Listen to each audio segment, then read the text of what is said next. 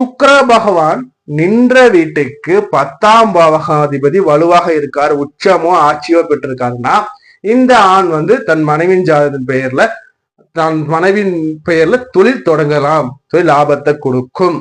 அடுத்தபடியா ஒரு பெண்ணாகப்பட்டவள் தன் கணவரின் பெயர்ல தொழில் தொடங்கணும்னா செவ்வாய் நின்ற ஸ்தானத்துக்கு 10ஆம் அதிபதி 10ஆம் இடத்ததிபன் நல்ல வலுவாக இருக்காருன்னா அந்த பெண்ணாகப்பட்டவள் தன் கணவன் பெயர்ல தொழில் தொடங்கலாம். அந்த தொழில் தொடங்கலாம், அதில் லாபமே நன்றாக இருக்கும். இதை ஈஸியா எல்லாருக்குமே புரியும் நினைக்கலாம். ஓகேங்களா?